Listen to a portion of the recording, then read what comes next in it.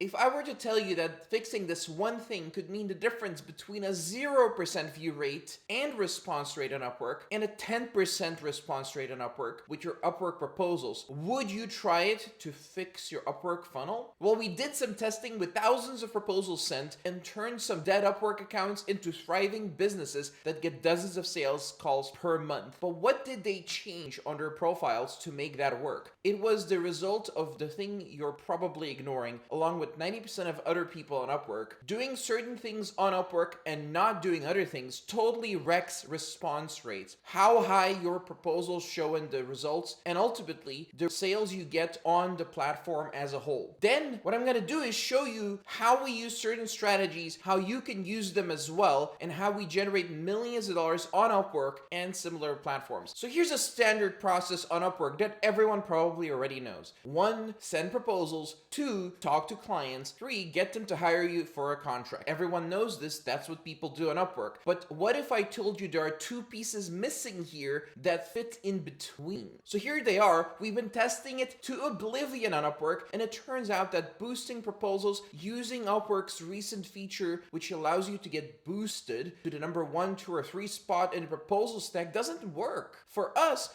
based on our results, which can vary, of course, this rarely, if ever, resulted in more responses. Upwork doesn't seem to reward boosting enough to justify boosting, in our opinion. So what does Upwork reward? The number one thing they reward, and this should come as no surprise to anyone, is when you get a sale. When you make the money, they show you more often to the people than if you don't make the money. As far as I can tell, it's not the amount, but the act of closing contracts on a regular basis. This boost from getting paid lasts 3 to 7 days. However, I recommend closing a sale at least once every 2 weeks. And perhaps you don't need to do it more frequently than that, because overall, the boost still lasts a little bit longer than it seems on the first try if you look at the long-term data. So if you do this, this will keep your Upwork account in good order, in good shape for the most part. So let's talk about the second part that is missing for 90% of the freelancers on Upwork, and that is making the proof they present to clients ultra specific. Now, I mean something very specific with this. See, I'm doing the thing that I'm teaching, so you don't just show a potential client you've done similar projects before. You also need to show how what you've done in the past with those projects applies to the current projects that the clients want you to do, and how it will improve the client's results based on their best practices you've learned